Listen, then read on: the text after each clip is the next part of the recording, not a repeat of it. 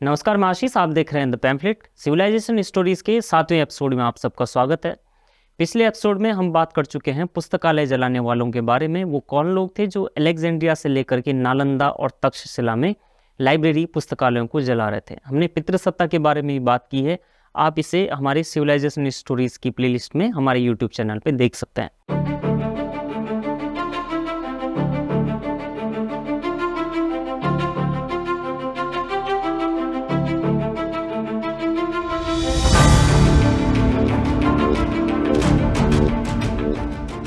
आज हम बात करेंगे उत्पीड़न की शताब्दी के बारे में, चीन की कहानी के बारे में, चीन के ओपियम वॉर्स के बारे में।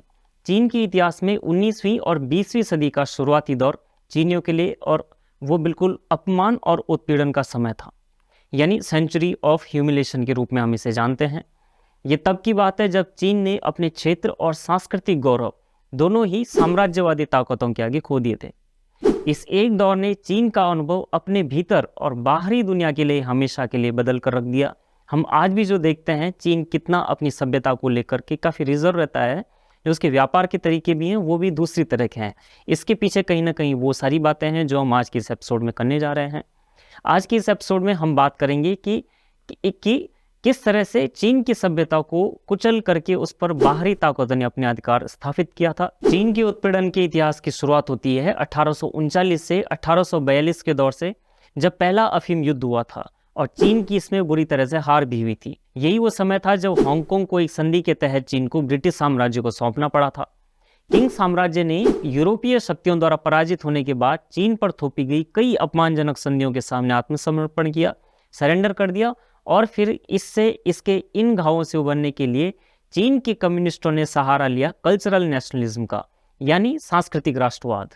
तो देखते हैं कि आखिर ये ओपियम वॉर का किस्सा क्या है और अंग्रेजों ने चीन की संस्कृति को बाजारवाद के जरिए किस तरह से हाईजैक किया, किस तरह से उसको नुकसान पहुंचाया। इसके बीच में भारत भी एक महत्वपूर्ण कड़ी है। आपको याद होगा कि अमेरिका ने एक वक्त अफीम के लिए अफगानिस्तान का किस स्तर तक दोहन या शोषण किया था, लेकिन वर्ल्ड हिस्ट्री में अफीम सिर्फ एक नशे की खेती तक सीमित नहीं है।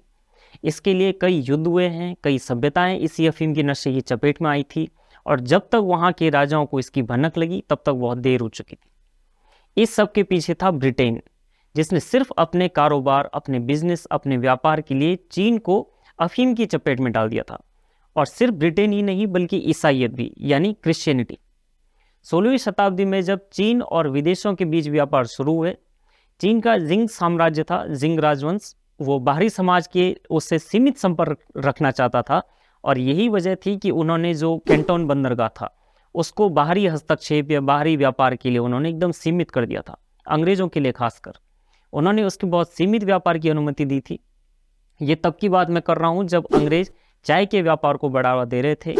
चीन की शर्त थी कि वो बदले में सिर्फ चांदी ही लेंगे, चाय के बदले में। जब ब्रिटेन को बिजनेस में लॉस होने लगा तो उन्होंने कलकत्ता और बंगाल से अफीम की सप्लाई चीन में शुरू कर दी थी। भारत में अफीम का इतिहास चीन और ब्रिटेन के व्यापार के व्यवहार से जुड़ा हुआ है। 18वीं शताब्दी के आखिरी वर्षों के दौर में ईस्ट इंडिया कंपनी चीन से चाय और रेशम को इंग्लैंड में बेच रही थी। इंग्लैंड में चाय की लोकप्रियता बढ़ने से उसका चाय का व्यापार बढ़ने लगा था। 1785 के आसपास इंग्लैंड ने कई करोड़ पाउंड का चाय का उनका जो आयात था वो चल रहा। लेकिन अंग्रेजों का दुख ये था कि इंग्लैंड में उनके पास ऐसी कोई भी चीज़ नहीं थी, ऐसी वो कोई भी चीज़ नहीं उगा रहे थे जिससे वो चीन को जा करके बेच सकें। यानी चीन से तो वो चांदी दे रहे थे उनको गिरवी चाय के बदले, लेकिन खुद वो उनको कुछ ऐसा नहीं बेच पा रहे थे जिसके बदले वो चीन से भी कुछ हासिल कर सकते। जब अंग्रेज चीन में व्यापार कर रहे थे तब चीन का साम्राज्य अंग्रेज उनको संदेह की नज़र से देखता था। उन्हें ये शक रहता था कि कहीं ये व्यापार के जरिए उनके राष्ट्र में अपना शासन न चलाने लगे, वो अपनी सत्ता वहाँ पर स्थापित न कर दें। यही वजह थी कि चीन को पश्चिम के देशों के लिए उन्होंने कभी खोलने का अपना इरादा नहीं रखा। अब चाय का व्यापार और उसमें मुद्रा का संतुलन अंग्रेजों के लिए बड़ी मुसीबत बन गया था। चाय के बदले इंग्लैंड को चांदी के सिक्के देने होते थे और चाय के बदले चांदी के निर्यात में इंग्लैंड का जो खजाना था वो खाली होने लगा था। अब जब वहाँ के लोगों को ये भनक लगी कि साहब ये तो चाय के बदले हमारे चांदी के गोदाम खाली हो रहे हैं, लोगों को जब इंग्लैंड का खजाना खाली होने का डर लगा तो उन्होंने चांदी का ऑप्शन तलाशने की तैयारी करनी शुरू कर दी। वो एक ऐसी चीज़ चाहते थे जिससे वो चीन के लिए बाजार में, जिससे वो बाजार में व्यापार कर सकें, चीन के साथ जो सौदा है उसे कर सकें। चीन में पहली बार अफीम 16वीं शताब्दी के आरंभ में आया था और पुर्तगाली उसको लेकर के आए थे, लेकिन तब वो सिर्फ इसे दवा के रूप में इस्तेमाल करते थे। चीनी शासक इसकी लत को लेकर के तब भी भले ही चिंतित थे। 18वीं शताब्दी के अंत तक पश्चिम के व्यापारियों ने चीन में अवैध रूप से अफीम भेजना शुरू कर दिया था। इसके लिए उन्हें बाहर के लोग नहीं चाहिए होते थे, वो चीन के जो लोकल एजेंट्स थे उन्हीं को पकड़ते थे और उन्हीं के जरिए वो अफीम की घुसपैठ चीन में किया करते थे। 1836 में ब्रिटिश इंडिया से यहाँ से हर साल 30,000 अफीम की पेटियां चीन पहुंचाता था।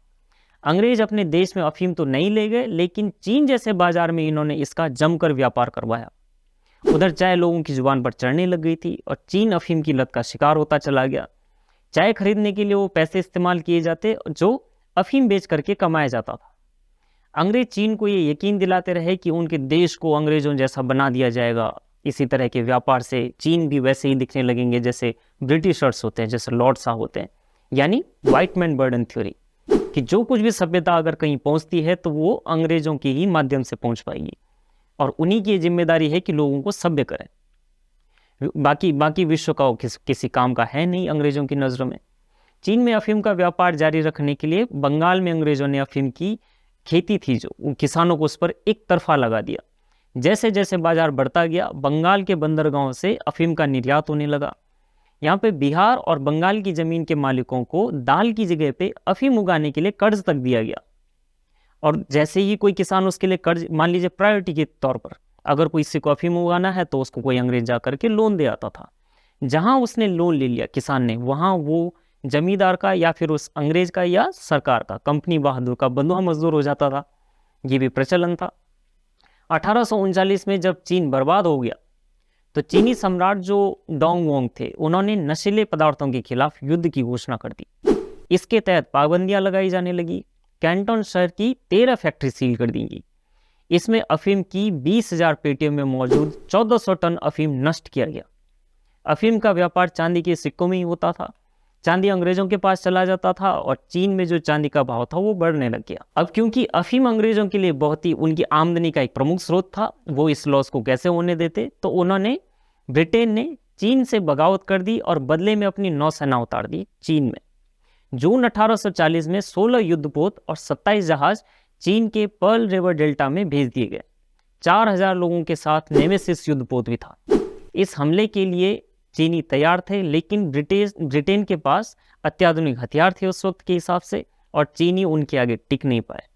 और सोचिए कि चीनी सैनिकों की हार में सबसे बड़ी वजह थी कि जो उनके सैनिक थे, जितनी भी चाइनीज फौज थी, वो अफीम की लत की शिकार थी। अब जो अफीम के नशे में है वो ब्रिटिशर से क्या मुकाबला करता। ब्रिटेन ने कैंटोन के उन किलों पर, जिनमें 20 से 25,000 चीनी सैनिक थे, उन पर बमबारी की और वो करीब इतने नुकसान भी हुआ। 20 से 25,000 चीनी सैनिकों का उनको नुकसान हुआ। चीन इस युद्ध में बुरी तरह से बर्बाद हो गया। अब चीन की हार के बाद बारी थी 1842 की संधि की। चीन को ब्रिटेन ने झुका दिया। ब्रिटेन के साथ साथ अब वहाँ पर बाहरी ताकतें, उन्हें जैसे ही लगा कि चीन तो ऐसा है, इतना बर्बाद है, उन्हें भी लगा कि हम भी यहाँ पर साम्राज्य कर सकते हैं, अपना बिजनेस कर सकते हैं, अपना व्यापार कर सकते हैं। तो कुछ और भी ताकतें थीं ब्रिटेन के साथ, जिन्होंने चीन पे अतिक्रमण शुरू कर दिया। हांगकांग पर अंग्रेजों का अधिकार हो गया और बहुत से पोर्ट अंग्रेजों के लिए खोल दिए गए। सोचिए, जहां वो पहले सिर्फ कैंटोन को रखा करते थे, अब सारे पोर्ट अंग्रेजों के हाथ में आ गए थे।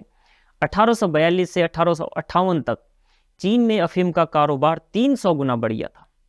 अंग्रेजों के इस रवैये से चीन के लोग अब नाराज होने लग गए थे कि आखिर ये अफीम भी हमें खिला रहे हैं, मुनाफा भी हम ही से करा रहे हैं, और हमारी सभ्यता को कुचल करके वो ये सब कर रहे हैं। वो जानने लगे थे कि उनके साम्राज्य और संस्कृति को अंग्रेजों ने खत्म कर दिया है, चौपट कर दिया है, और ये सिर्फ अफीम के लिए। धीरे धीरे करके जब चीन का साम्राज्य अंग्रेजों से छुटकारा पाने के तरीके अपनाने लगा तो ब्रिटिशर्स भी चौकन्ने होने लगे। 1857 में जब भारत में क्रांति हुई, तब चीन में भी चीनी सरकार ने बाहरी लोगों की हत्या पर इनाम की घोषणा कर दी थी, क्योंकि तब तक उन्हें लगने लगा था कि अब ब्रिटिशर्स, फ्रांसीसी या पुर्तगाली, उनकी सभ्यता उनके देश के लिए ठीक नहीं है। चीन सिविल वॉर से बहुत कमजोर हो गया था उधर फ्रांस और ब्रिटेन की सेनाएं चीन के खिलाफ एकजुट हो गई थी, क्योंकि उन्हें तो वहां पे बिजनेस दिख रहा था। चीनी साम्राज्य की फिर से हार हुई और फिर से एक संधि की गई। अब अफीम के व्यापार को वैध घोषित करने की बात होने लगी, सीधी सीधी। जहां अभी ब्रिटिशर्स उसमें थोड़ा थोड़ा सा बार्गेन की गुंजाइश रखते थे, अब वो एकदम एक टेबल पर आ गए। अब बोलने लगे अफीम को लेकर कि वो उनको कन्विंस करने लगे। इन संधियों का विरोध भी होने लगा। फ्रांस और ब्रिटेन की सेना बीजिंग तक पहुंच गई। इसके बाद चीनी राजवंश के लोग संधि के लिए फिर से तैयार हो गए, लेकिन अब संधि और भी महंगी पड़ने वाली थी चीन को। फ्रांस के पादरियों को चीन में कैथलिक चर्च स्थापित करने का अधिकार मिल गया था। टाइपिंग रिवोल्ट के बाद अब अंग्रेज जान गए थे कि चीनी उनसे नफरत करने लगे हैं। ईसाईयत और टाइपिंग रिवोल्ट। ब्रिटिश शासन से अपमान के घाव सहने के बाद चीन पूरी तरह से अफीम की गिरफ्त में आ गया था। 1860 तक चीनी राजशाही का पतन हो चुका था और ब्रिटेन की इसमें सबसे बड़ी भूमिका थी। ईस्ट इंडिया कंपनी ने विशेष रूप से चीन को निर्यात के लिए भारत में अफीम का उत्पादन शुरू कर रखा था।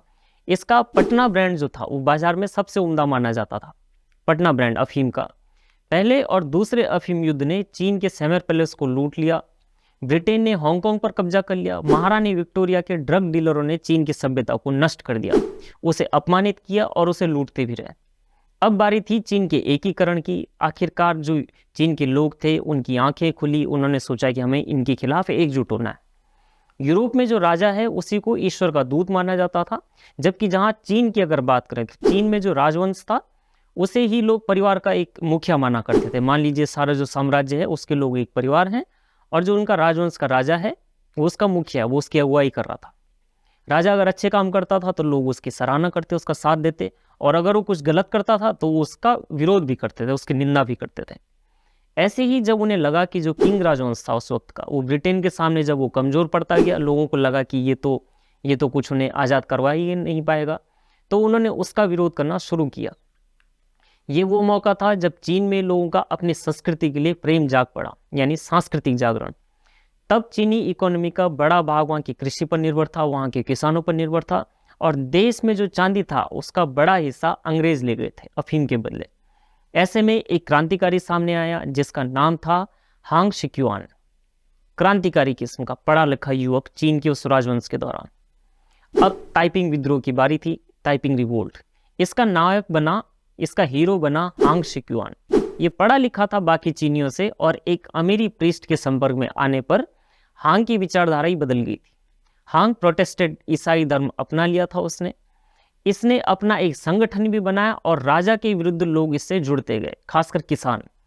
हांग ने टाइपिंग तिएन होमो की स्थापना की, जिसका अर्थ था महान शांति की देवी का साम्राज्य। इसने शांति की देवी का साम्राज्य चुना और नानजिंग को अपनी राजधानी घोषित किया। 1853 से इसने 16 प्रांतों पर अपना शासन चलाना शुरू कर दिया। बाहरी लोगों से दोस्ती रखता था। जब तक ये ईसाई धर्म का प्रचार कर रहा था तब तक उन्हें इससे कोई फर्क नहीं पड़ता था। हांग जब मजबूत होने लगा तो ब्रिटिश चौकन्ने हो गए थे। उन्हें लगा कि अब ये हमारे लिए खतरा है। क्यों?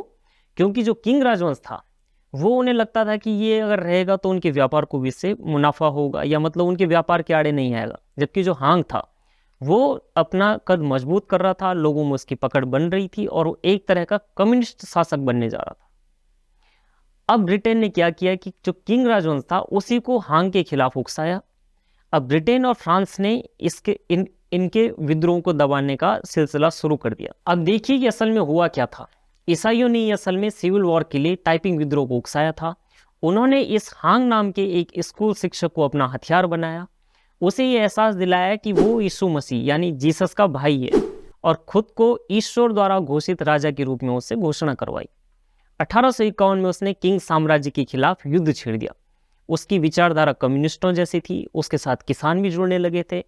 वो असल में सत्ता को उखाड़ने के लिए क्रांतिकारी नायक बन गया था। उसने कहा कि यीशु मसीह यानी जीसस और मैं परमेश्वर की संतानें हैं, यानी हांग खुद को जीसस का भाई बताने लगा था। 1864 में चीन की शाही सेना ने अंग्रेजों और फ्रांसीसियों की मदद से आखिरकार टाइपिंग विद्रोह को राजधानी नानजिंग को हरा दिया। उनका ये नेता मर चुका था, हांग की मृत्यु हो गई थी, और उसकी जो लाश थे, जो उसके अवशेष थे, उन्हें तोप के आगे लगाया और उसको उड़ा दिया। इस विद्रोह में करीब 20 लाख लोग मारे गए थे, जिस वजह से ये विश्व का सबसे खूनी गृह युद्ध भी कहा जाता है। लेकिन इसके बदले हुआ ये कि चीन में एक किस्म का कई बार विद्रोह होने लगे, और इसके पीछे थे वहाँ के लोगों का सांस्कृतिक जागरण। भारत की तरह नहीं, जहाँ पर जवाहरलाल नेहरू जैसे लोग ब्रिटेन से लड़ने के लिए अंग्रेजों से भी ज़्यादा अंग्रेजी बनने की कोशिश करते थे। वो कहते थे कि ये क्या विलायती हैं कि हम इनसे भी ज़्यादा विलायती हैं। और एक प्रचलित मत मैं आपको बता देता हूँ कि नेहरू के बारे में अक्सर कहा जाता है कि उनके उतने मित्र भारत में नहीं थे जितने मित्र उनके यूरोप में रहा करते थे। सूट वूट पहनना, चकाचक टाई और एकदम लॉर्ड साहब जैसा नज़रिया रखना अपना। यही वजह है कि पिछले साल कांग्रेस के जितने भी नेता थे, वो आपने देखा होगा, सुना होगा, वो प्रधानमंत्री नरेंद्र मोदी पर कटाक्ष कर रहे थे कि उन्हें जो टेबल मैनर्स नहीं है, यानी जब वो डाइनिंग टेबल पर बैठते हैं तो उन्हें चम्मच पकड़ना नहीं आता है। ये कौन सी मानसिकता है? हम उसी मानसिकता की बात कर रहे हैं जो कॉलोनाइज थी, जो गुलाम थी। और कारण यही है कि कांग्रेस आज भी जो ब्रिटिशकालीन गुलामी है उसी में जी रही है। और सिर्फ कांग्रेस ही नहीं, अगर हम नज़र दौड़ाएं, अपने आसपास दौड़ाएं, तो एक बहुत बड़ा वर्ग है जो अपनी सभ्यता पर गर्व नहीं करना चाहता है। उसे चीन का ये 100 साल का इतिहास नहीं दिखता है, लेकिन उसे साम्राज्यवादियों के जैसा अपना दिखावा पसंद है। वो वैसा दिखना चाहता है जिन्होंने हम पर शासन किया, सिर्फ व्यापार के लिए, सिर्फ साम्राज्य करने के लिए। फिर चाहे पहनावे की बात हो, फिर बोली की बात हो, भाषा की बात हो या क्षेत्रीयता की बात हो, हम सबके अंदर एक विलायती कहीं ना कहीं घुसा हुआ है। चीन की एक शताब्दी को अंग्रेजों ने तबाह कर दिया और उन्हें अपमानित किया गया, उन्हें लज्जित किया गया, उनका शोषण किया गया। लेकिन आखिर में जब चीन के लोग जागे तो वो अपनी सांस्कृतिक पहचान के दमन को देखकर ही जागे थे। अगर हम आज भी खुद को देखें तो हम गुलामी की ही घावों को अपने सीने पर चिपका कर घूम रहे हैं। हम उसी पहचान में जीना चाहते हैं जिसकी वजह से हमारा शोषण हुआ था। बाजारवाद हमारे रोज के जीवन में किसी न किसी तरह से हमारे बीच में घुस रखा है। आज की इस कहानी को अगर आप समझना चाहते हैं, अगर आप इस बाजारवाद को समझना चाहते हैं, तो जो ये चीन की मैंने कहानी आपको सुनाई है, इसे आप दोबारा सुनिए, शेयर करिए और हमारे चैनल को अधिक से अधिक अपने दोस्तों के साथ शेयर करते रहिए। सब्सक्राइब करना तो बिल्कुल नहीं भूलना है। देखते रहिए द पैम्फलेट। धन्यवाद।